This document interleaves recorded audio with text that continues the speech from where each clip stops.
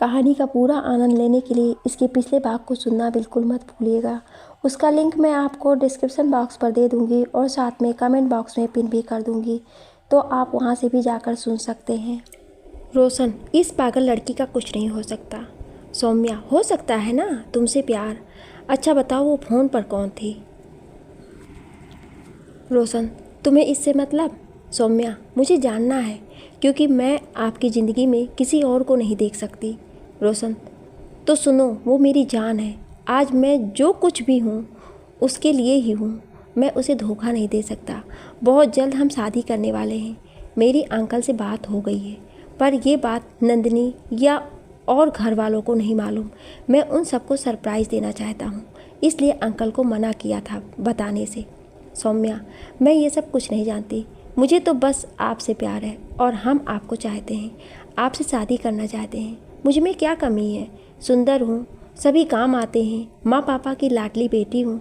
मैं जो कहूँगी माँ पापा उसमें हाँ कहेंगे।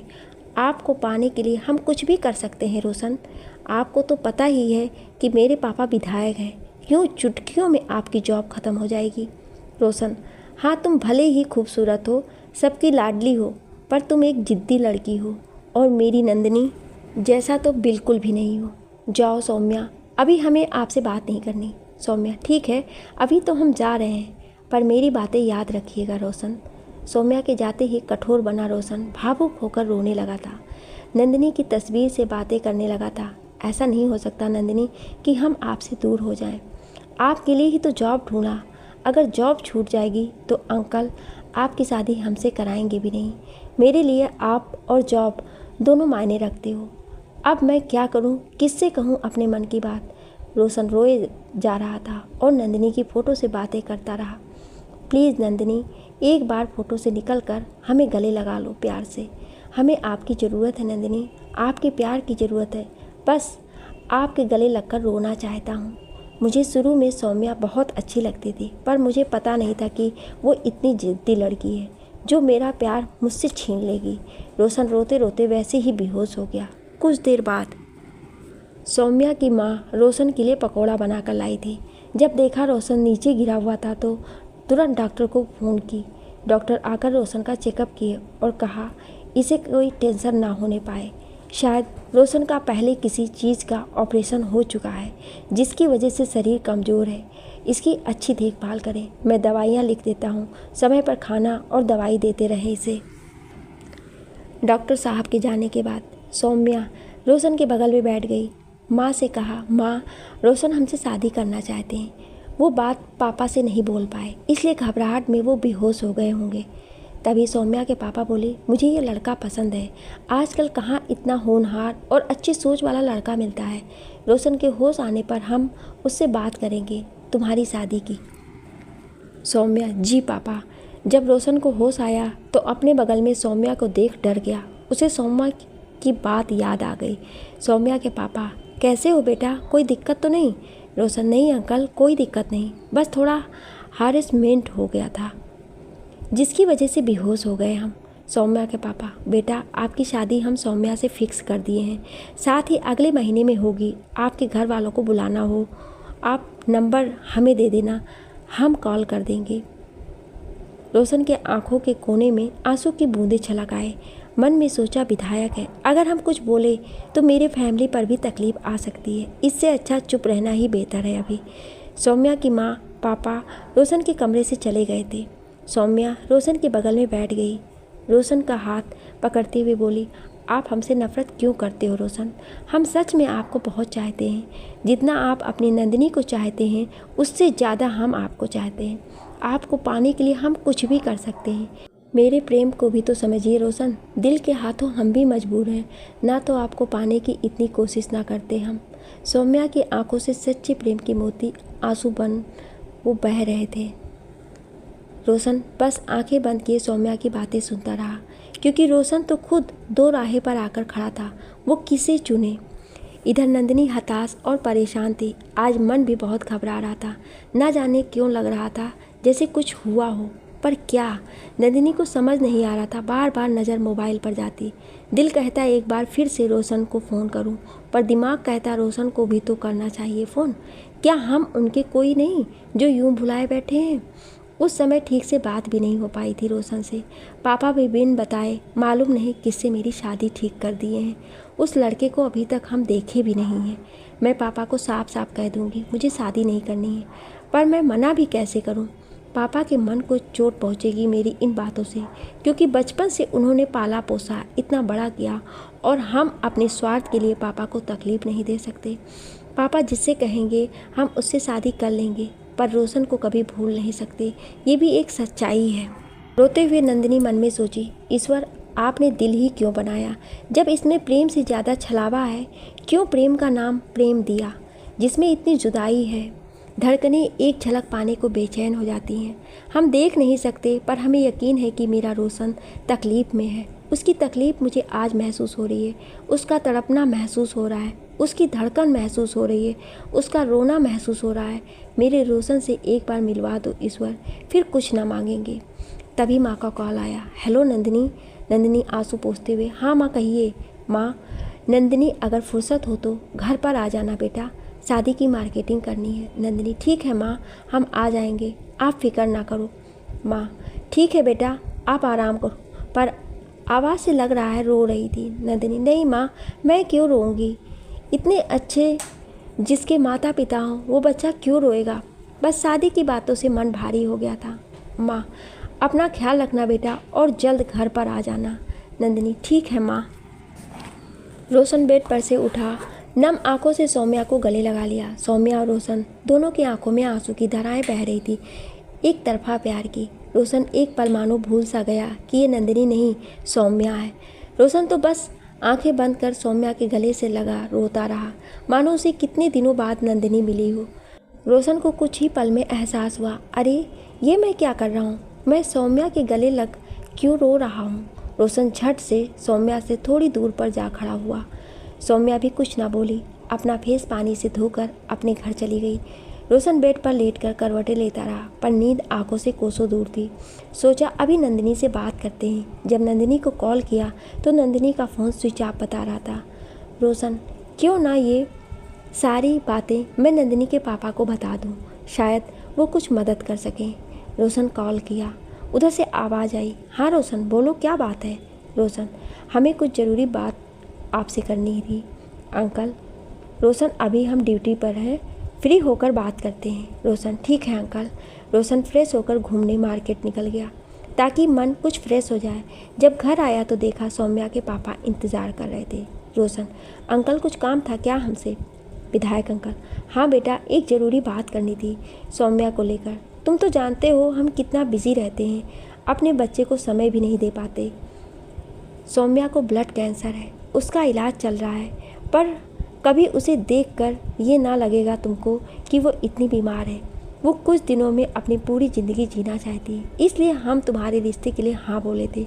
बेटा, हम इतने बड़े विधायक हैं, पर आज अपनी बेटी की खुशी के लिए तुमसे भीख मांगते हैं। मेरी बेटी जितने दिन तक है उतने दिन उसके जीवन में खुशियाँ भर दो। मैं अपनी बेटी का इलाज बहुत बड़े हॉस्पिटल में करवा रहा हूँ, पर डॉक्टर का कहना है कि वो ठीक नहीं हो सकती। कहते कहते विधायक जी रोने लगे। रोशन, पर मेरी भी तो अपनी एक ज़िंदगी है ना अंकल, मैं भी किसी से वादा कर चुका हूँ, मैं कैसे उन सब से छल कर सकता हूँ? विधायक जी, बेटा कुछ महीनों की बात है, इतनी मेहरबानी कर दो इस गरीब पिता की। बोलते हुए विधायक जी रोशन का पैर पकड़ लिए। रोशन, अंकल मुझे शर्मिंदा ना करें, मेरे पैर पकड़कर मुझे आज रात सोचने का मौका दें, मैं कल बताता हूँ आपको। विधायक जी आंखों में आंसू लिए बोले, ठीक है बेटा। उनके जाते ही रोशन फिर से विचारधाराओं में गुमसा हो गया। सोचा अब नंदिनी के पापा को फ़ोन आएगा तो हम क्या कहेंगे? कुछ दिन शादी के लिए मना कर देते हैं, कह देते हैं नंदिनी से शादी हम 1 साल बाद करेंगे, यही ठीक होगा नंदिनी और सौम्या दोनों के लिए। नंदिनी को तकलीफ़ दे नहीं सकता और सौम्या को तकलीफ़ में देख नहीं सकता। कभी सोचा ना था कि मेरी ज़िंदगी में ऐसे भी मोड़ आएंगे। सुनसान था सफ़र इस दुनिया की भीड़ में, लगता था नहीं है कोई अपनी तकदीर में। रोशन सुबह सुबह उठकर पेपर पढ़ रहा था, तभी विधायक जी आए। पूछा, क्या सोचा आपने बेटा? रोशन, अंकल मैं तैयार हूँ सौम्या का साथ देने के लिए। अभी सौम्या क्या कर रही है? विधायक जी, बेटा वो भी माँ के साथ जांच के लिए गई है, आएगी तो आप उसके साथ थोड़ा घूमने चले जाना। मैं यहाँ 50,000 रख देता हूँ तुम दोनों के घूमने और सामान खरीदने के लिए। अब मुझे भी निकलना होगा बेटा, ठीक है शाम में मिलते हैं। रोशन सोचा क्यों ना आज एक खत लिखें, बहुत दिन हो गए हैं नंदिनी को कोई खत नहीं लिखा। रोशन उठा और खत लिखना शुरू किया और उस खत को पोस्ट कर दिया। इधर नंदिनी शादी की तैयारियों के लिए अपने घर आई थी, मन ना होते हुए भी मार्केटिंग करती। जब फुर्सत मिलता तो रोशन के दिए हुए खत को पढ़ती, बार बार नज़र मोबाइल पर जाती, कहीं रोशन का मैसेज या कॉल तो नहीं आया। हर वक्त चेक करती पर बार बार निराशा ही हाथ लगती।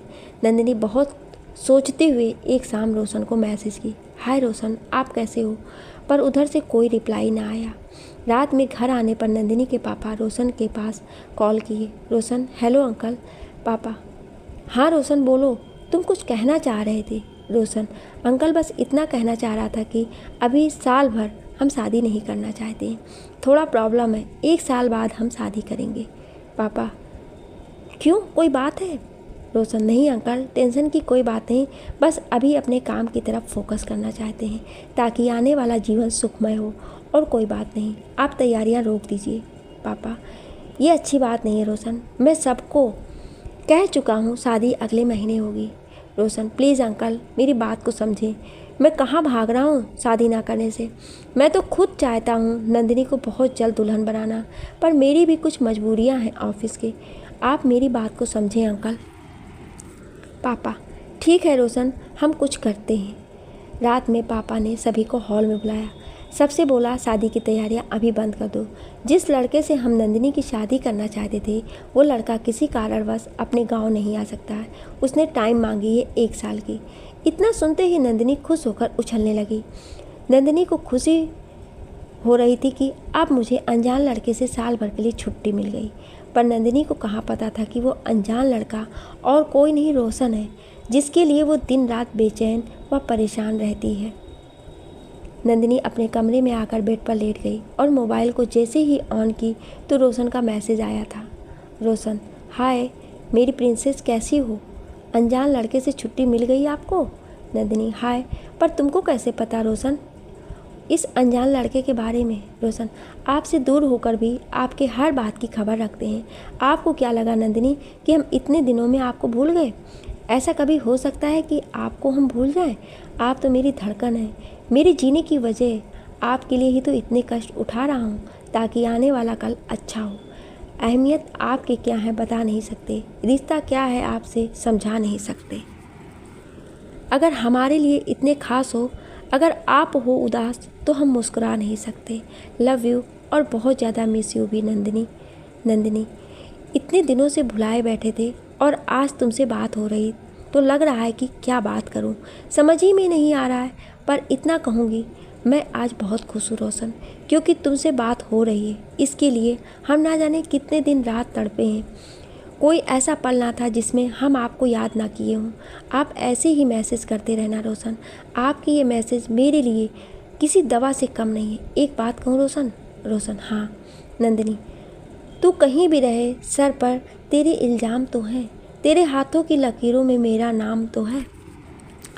बहुत बहुत बहुत बड़ा वाला लव यू और मिस यू भी। लग रहा है बस यूं ही बातें करते रहें आपसे रोशन।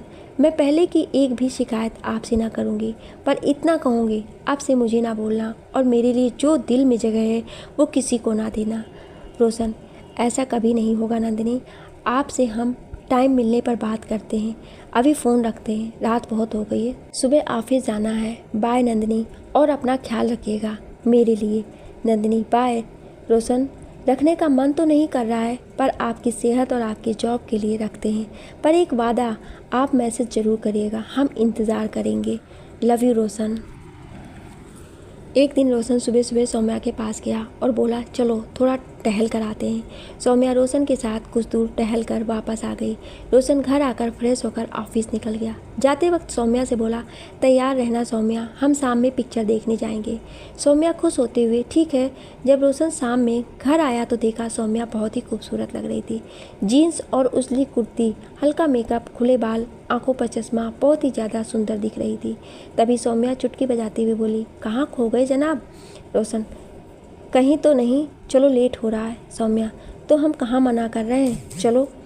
मूवी देखते वक्त सौम्या कस के रोशन का हाथ पकड़कर बैठ गई और अपना सर रोशन के कंधे पर रखते हुए बोली, रोशन, आप मुझे छोड़कर कभी ना जाना, हम आपसे बेपनाह मोहब्बत करते हैं।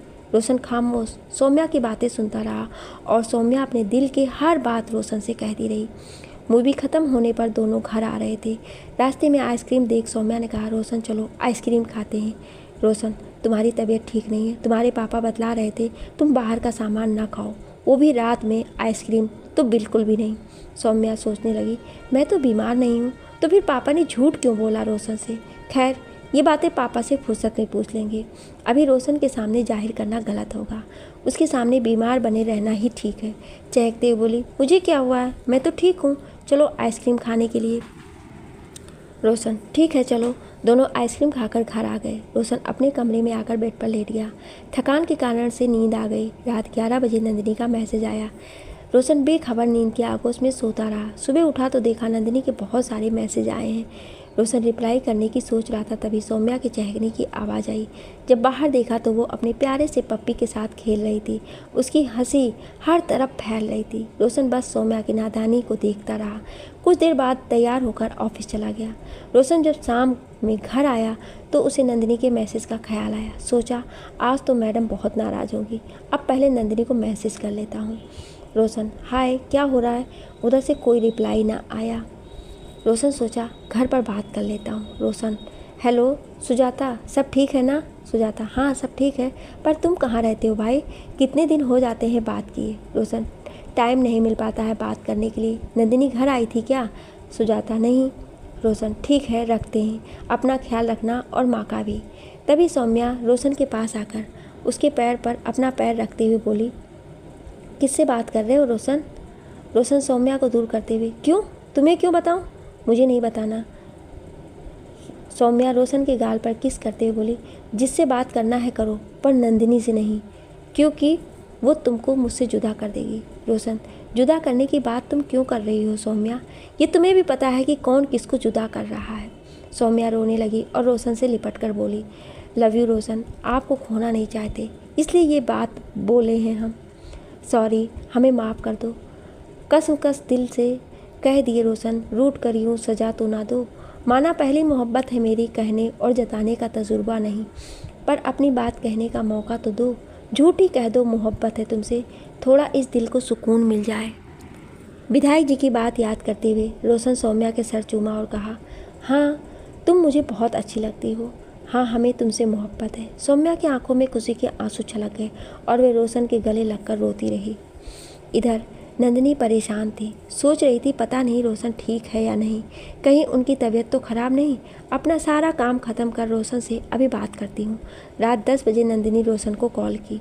रोशन, हाँ नंदिनी बोलो। नंदिनी, कहाँ थे कल रात? हम कितना मैसेज कर रहे थे, सुबह में भी मैसेज किए पर तुम कोई रिप्लाई नहीं दिए। रोशन, ऑफिस में बहुत काम था, घर आया तो सो गया, सुबह से थोड़ा बिजी था, सॉरी, माफ़ कर दो नंदिनी। नंदिनी, यूँ माफ़ी ना मांगो, हमें अच्छा नहीं लगता। रोशन, और बताओ तुम्हारे होने वाले हस्बैंड का क्या हाल है, कहीं तुम उनको मिस तो नहीं कर रही? नंदिनी, उसको मिस करे मेरी जूती, हम तो ना उनको देखे हैं और ना बात किए हैं, पर कभी देखना भी नहीं चाहते। हम तो तुमको देखना चाहते हैं, तुमसे बात करना चाहते हैं और तुमसे ही शादी।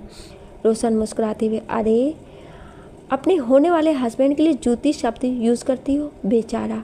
नंदिनी, तुमको बड़ा मज़ा आ रहा है ना, तुम्हें उससे शादी कर लेना। रोशन, लड़के से भला कौन शादी करता है, हम तो किसी खूबसूरत लड़की से शादी करेंगे जो मॉडल की तरह दिखती हो। नंदिनी, आज ऐसी बात कहा तुमने, अब से ऐसा मजाक मत करना, नहीं तो हम उस लड़की का खून कर देंगे, समझे?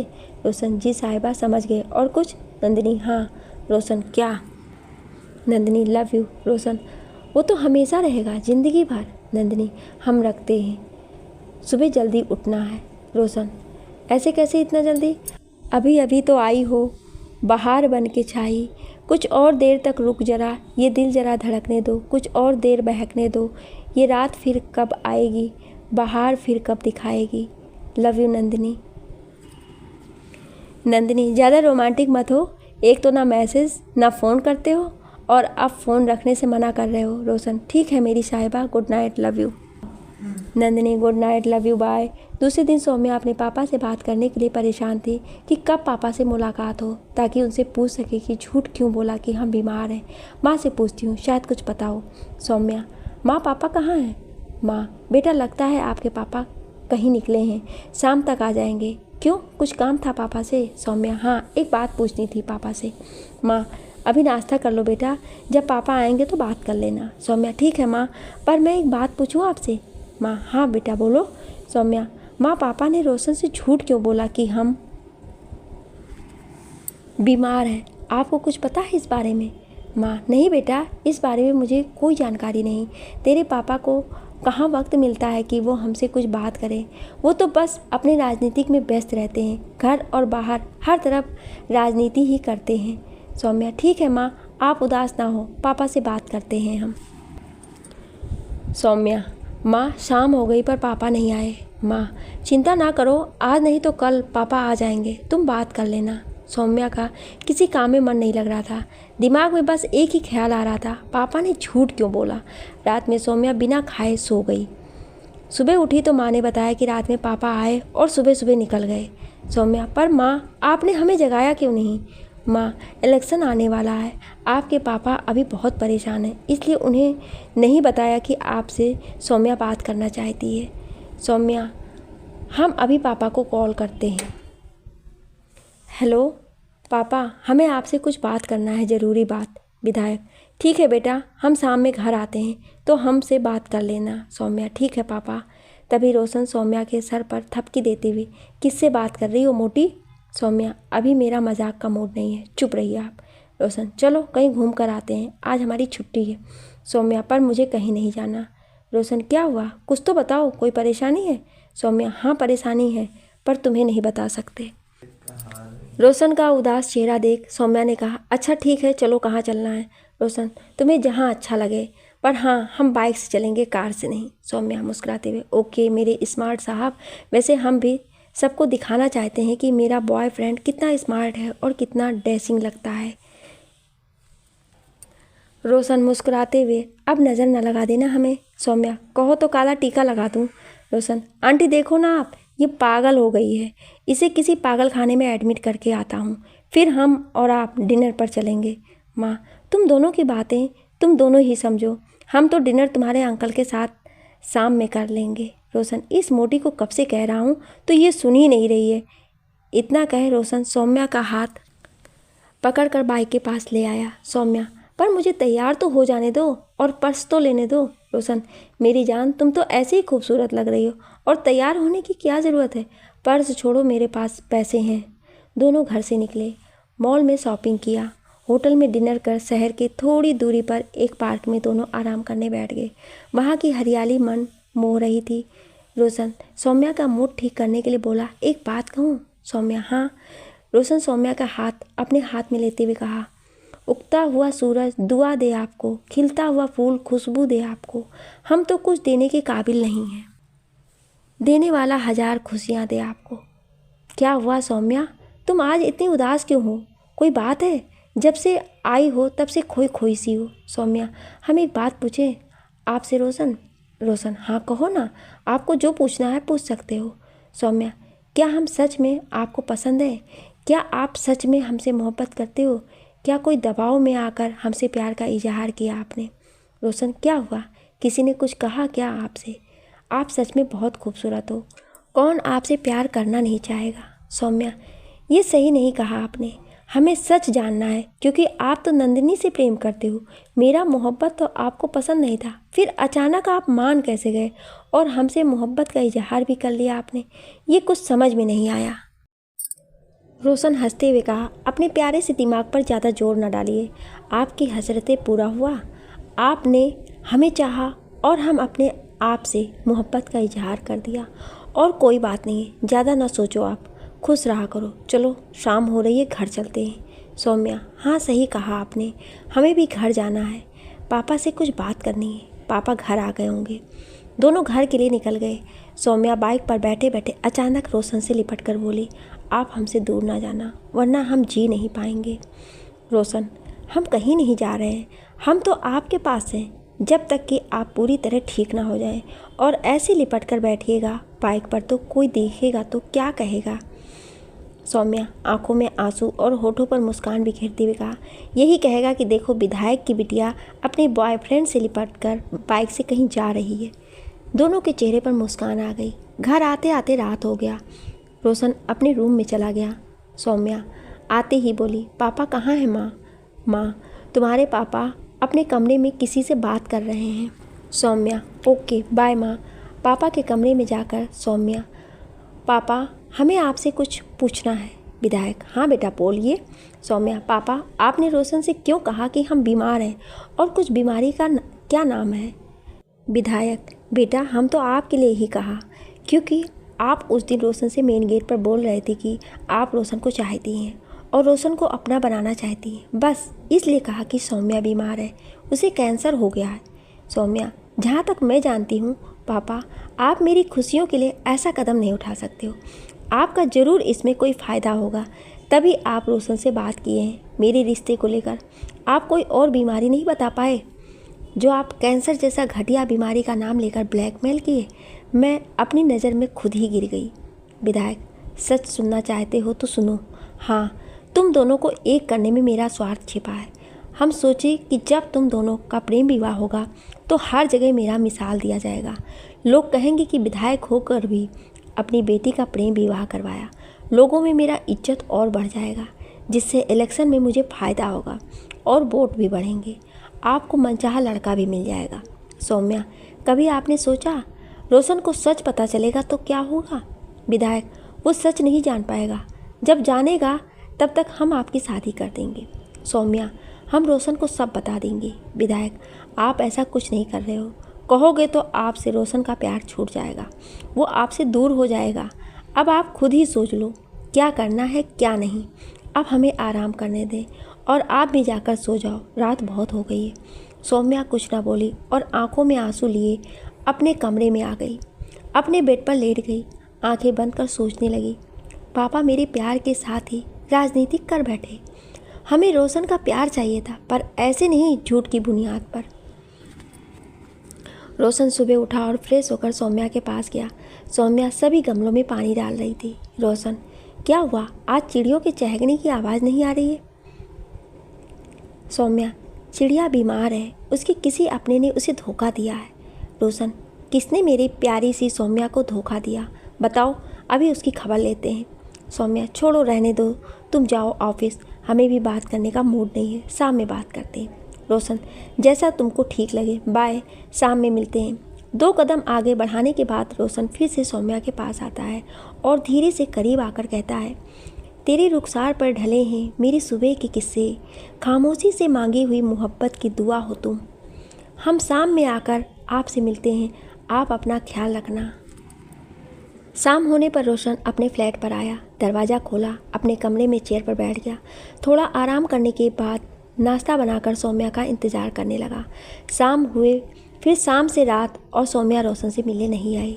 सौम्या शायद रोशन से दूरी बना रही थी। रात से सुबह हो गई पर सौम्या के ना चहकने का और ना ही पप्पी के साथ खेलने का आवाज़ आ रहा। रोशन सौम्या से मिलने उसके घर गया पर वहाँ सौम्या ना थी। रोशन सोचा कि क्यों ना आंटी से पूछ लूँ। रोशन आंटी सौम्या का तबीयत ठीक है ना? आज उसकी आवाज़ नहीं सुनी है। आंटी वो ठीक है, कल शाम में ही वो अपने मासी के घर गई है, घर पर बोर हो रही थी इसलिए गई है। रोशन कब तक आएगी? आंटी अब ये तो नहीं बता सकते बेटा, जब उसका मूड फ्रेश हो जाएगा तो वो आ जाएगी। अपना मोबाइल भी नहीं लेकर गई है। रोशन ठीक है आंटी। अंकल कहाँ हैं? आंटी वो अभी बालकनी में न्यूज़पेपर पढ़ रहे हैं। रोशन अच्छा आंटी, सौम्या कितने दिन से बीमार है? आंटी सौम्या को क्या हुआ है, वो तो बिल्कुल स्वस्थ है, बीमार क्यों होगी? बीमार हो उसके दुश्मन, तुझे किसने कहा कि वो बीमार है? रोशन कोई नहीं आंटी, हमें अभी अंकल से मिलना है, क्या मैं मिल सकता हूँ उससे? आंटी हाँ बेटा जाओ मिल लो। रोशन विधायक अंकल, हमें आपसे कुछ बात करनी है। विधायक हाँ बोलो। रोशन आप झूठ क्यों बोले कि सौम्या बीमार है, उसे कैंसर हुआ है? आप कैसे इतना बड़ा झूठ बोल सकते हैं अपनी बेटी के बारे में? विधायक वो मेरी बेटी है, उसके बारे में सच बोलूं या झूठ, तुम्हें इससे क्या मतलब? एक तो हम तुमको घर दिए रहने के लिए और हमसे ही ऊंची आवाज़ में बात कर रहा है। हाँ, हम झूठ बोले क्योंकि तुम्हारी और सौम्या की लव मैरिज शादी से हमें इलेक्शन में फ़ायदा होगा, इसलिए झूठ बोले, समझे तुम?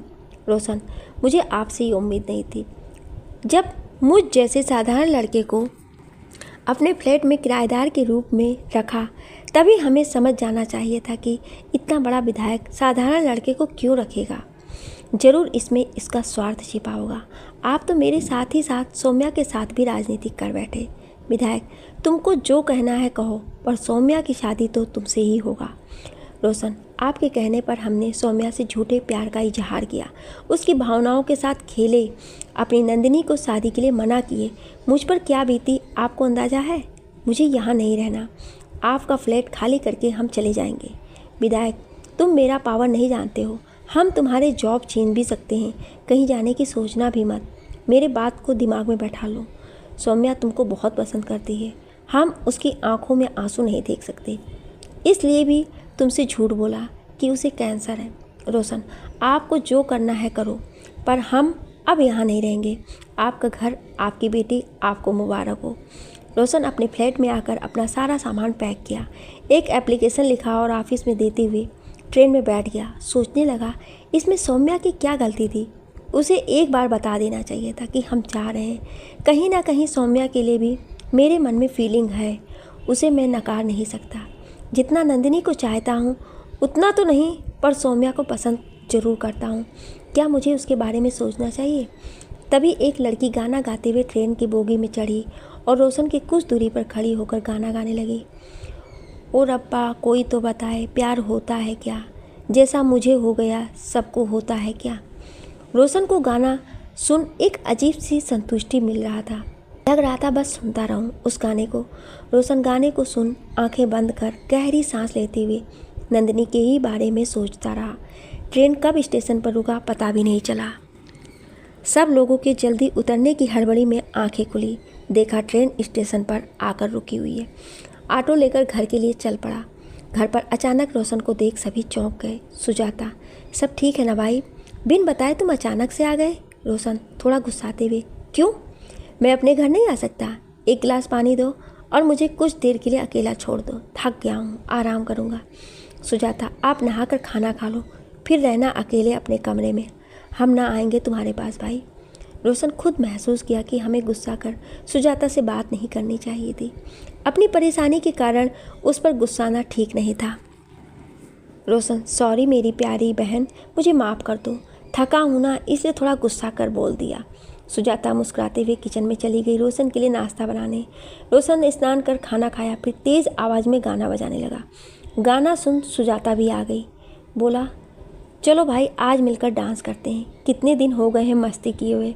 रोशन, हाँ तो करना, किसने मना किया है? माँ को भी लेकर आ जाओ, फिर हम तीनों मिलकर मस्ती करेंगे। सुजाता, हाँ भाई अभी लेकर आते हैं। तीनों ने खूब मस्ती की। रोशन का मूड फ्रेश हो गया था।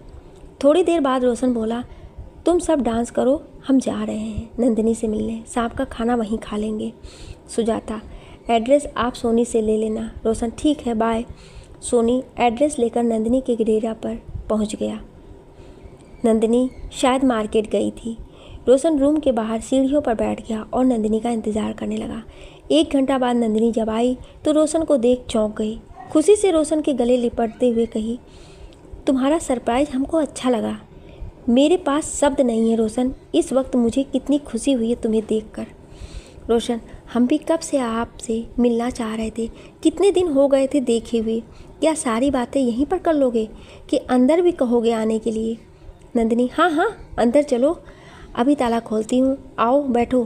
क्या लोगे, चाय कॉफ़ी पानी? रोशन, तुम प्यार से जो पिला दो पी लेंगे। नंदिनी, आते हैं कॉफ़ी और पानी लेकर, फिर आराम से बात करेंगे, मुझे तुमसे बहुत सारी बातें करनी हैं। इतना बोल नंदिनी किचन में चली गई। रोशन कमरे के चारों तरफ नज़रें घुमाकर देखने लगा। बहुत ही खूबसूरती से नंदिनी ने कमरे को सजाया था। रोशन, आपने तो बहुत खूबसूरती से अपने रूम को सजाया। मजाक में बोला, अफसोस काश आपकी शादी हमसे होती, आप तो किसी और की दुल्हन बनने जा रही हो। नंदिनी, बिल्कुल चुप, फिर कभी ऐसी बात ना करना आप। रोशन, मुझे नहीं करना किसी और से शादी, चलिए बैठिए और कॉफ़ी का मज़ा लीजिए, दिमाग बाद में लगाइएगा। नंदिनी कॉफ़ी देकर सामने सोफे पर बैठ गई। खुले बाल, मासूम चेहरे पर खुले बालों का गिरना बहुत ही प्यारा लग रहा था। रोशन बस एकटक निहारे जा रहा था। अपनी जगह से उठकर नंदिनी के करीब आकर बैठ गया और बोला, ये मासूम चेहरा कि जैसे फूलों का सेहरा, ये खूबसूरत नजरें जैसे शायर की गज़लें, ये जुल्फ़े परेशान की जैसे अम्बरे बरस रहा पानी, यह खुशबू ही खुशबू जैसे जादू ही जादू। देख इसे निकले एक जैसी ही दुआ लब से, मांग लूँ उसको मैं कब उस रब से। लव यू नंदिनी, अब आपको छोड़कर कभी दूर न जाएंगे। सच में नंदिनी, आपको हम बहुत मिस किए। आपको अंदाज़ा नहीं है मेरे साथ क्या क्या हुआ है। कभी फुर्सत में ज़रूर बताएंगे। अब हमें निकलना होगा क्योंकि रात बहुत हो रही है। हम नहीं चाहते कि मेरी वजह से आप पे कोई इल्ज़ाम लगे, इसलिए बाय। हम फिर बहुत जल्द आएंगे आपसे मिलने। नंदिनी, हम आपको रोकेंगे नहीं रोशन, पर क्या अभी हम दोनों साथ खाना नहीं खा सकते?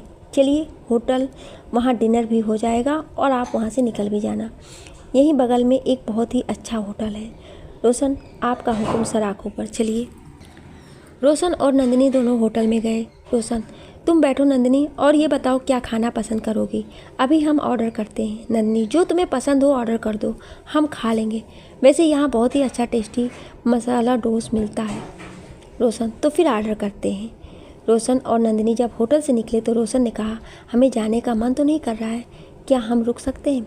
नंदिनी, बिल्कुल भी नहीं, घर जाओ, फिर कभी आना, रात बहुत होने को आई है। रोशन, चलो कहीं इस रात की चांदनी में बैठकर बातें करते हैं। नंदिनी, आज नहीं, आज तुम जाकर आराम करो, थके हुए हो, फिर कभी बात करेंगे।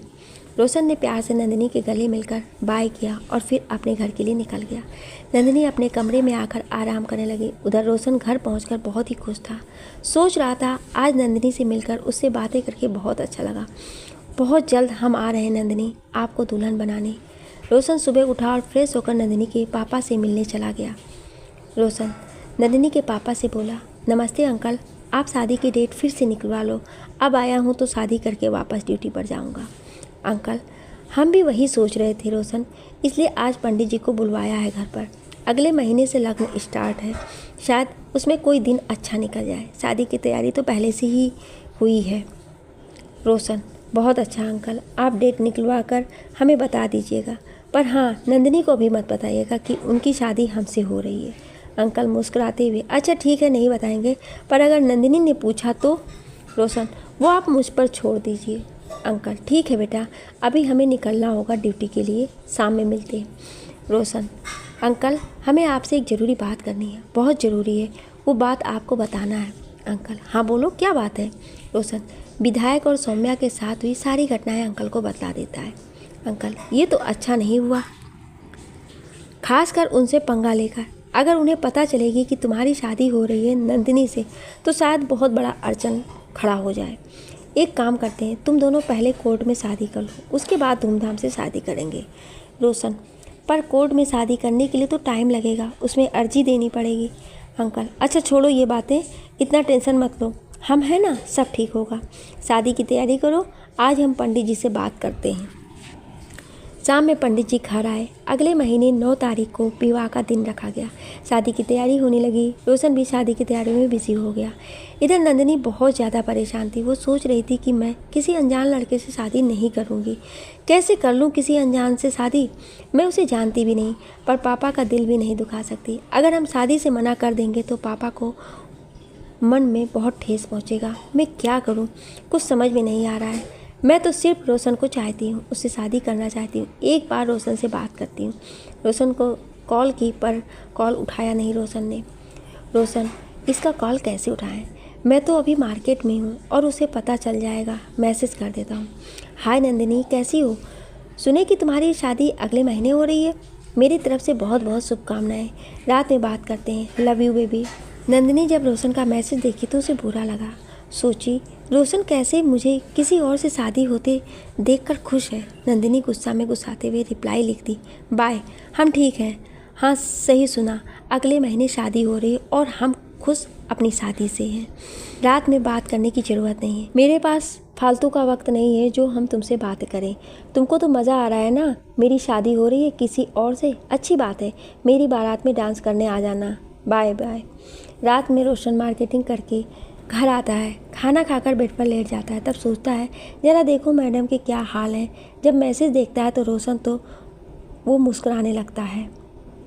सोचता है थोड़ा और परेशान करता हूँ नंदिनी को। रोशन कॉल करता है पर नंदिनी गुस्से से कॉल रिसीव नहीं करती। रोशन मैसेज करता है, हाय नंदिनी, गुस्सा हो हमसे, तुम्हारे लिए कुछ अर्ज है।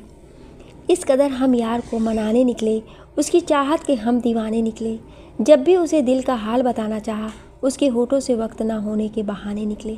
तो ठीक है, गुस्सा हो जाओ, हम भी किसी और को ढूंढ लेते हैं। I love you, good night, bye bye. Nandini जब मैसेज देखी तो उसके चेहरे पर मुस्कान छा गई। वो तुरंत रोशन के पास कॉल की और थोड़ा नखरा दिखाते हुए बोली, हेलो रोशन, तुमको फ़र्क नहीं पड़ता है ना मेरी शादी से? तो ठीक है, हम शादी कर लेते हैं पापा की मर्ज़ी से। रोशन, हेलो नंदिनी, तो क्या पापा के खिलाफ़ जाकर शादी करने का इरादा है? एक बात बताएं आपको नंदिनी, मेरी भी शादी ठीक हो गई है। मेरे अंकल शादी ठीक किए हैं। मेरा लड़की बिल्कुल आप जैसी ही है। और मज़े की बात यह है कि जिस दिन आपकी शादी है उसी दिन मेरी भी शादी है। हम तो बहुत खुश हैं अपनी शादी से। आपको भी खुश हो जाना चाहिए, क्योंकि आपके पापा कुछ अच्छा देखकर और सोचकर ही आपका शादी ठीक किए होंगे। नंदिनी, जब आपको कोई फ़र्क नहीं पड़ रहा है रोशन, तो फिर मुझे क्यों फ़र्क पड़ेगा? ठीक है, आप अपनी फैमिली के हिसाब से शादी करो और हम अपने पापा के पसंद से शादी करते हैं। जिसमें आपकी खुशी हो वही मेरे लिए खुशी की बात है। ठीक है, बाय। अब हम रखते हैं, हमें और बात नहीं करनी। मेरा मूड ख़राब है, प्लीज़ आप कॉल मत करना। रोशन, नाराज़ हो हमसे? नंदिनी, जो समझना है समझ सकते हो, तुम मुझे भूल सकते हो पर हम नहीं, बाय। नंदिनी की आवाज़ में थोड़ा भारीपन था, शायद रो रही थी। रोशन, आप रो रहे हो नंदिनी? नंदिनी कुछ ना बोली, फ़ोन कॉल कट कर दी। रोशन फिर से कॉल किया पर कॉल लगा नहीं। शायद नंदिनी मोबाइल ऑफ़ कर दी थी। रोशन सोच रहा था अब तो मैसेज करना भी बेकार है, क्योंकि मोबाइल तो ऑफ़ होगा। कोई बात नहीं, कल नंदिनी से मिलने जाऊंगा और माफ़ी मांग लूँगा। पर आज ज़्यादा ही नाराज़ कर दिया हमने अपनी नंदिनी को। पर वो कैसे नहीं समझ रही कि मैं उसके बिना रहने की सोच भी नहीं सकता। उसने मुझसे नहीं बल्कि पहले अपने उससे मोहब्बत की थी, तो फिर पहले मैं कैसे उसे छोड़ सकता हूँ? कैसे कहूँ कि इस दिल के लिए कितने ख़ास हो तुम। फासले तो कदमों के हैं पर हर वक्त दिल के पास हो तुम। इधर नंदिनी बस रोए जा रही थी और सोच रही थी, रोशन ऐसे कैसे भूल सकता है हमें? मेरी शादी कहीं और हो रही है, उस पर भी वो कैसे इतने आराम से बात कर रहा है? नंदिनी की आंखों की नींद शायद कहीं गायब हो गई थी। वो सारी रात रोशन के बारे में सोचती रही। सोचते सोचते सुबह 4 बजे नंदिनी की आंखों में निंदिया रानी आ गई और वो लेट तक सोती रही। रोशन सुबह सुबह उठा और फैमिली के यहाँ शादी का कार्ड देने निकल पड़ा। सोचा उधर से लौटते वक्त नंदिनी से मिल लूँगा। जब शाम में रोशन नंदिनी के डेरा पर पहुँचा तो वहाँ ताला लगा हुआ था। बगल में पूछा तो पता चला कि नंदिनी अपने गाँव गई है। रोशन निराश होकर अपने घर आ गया।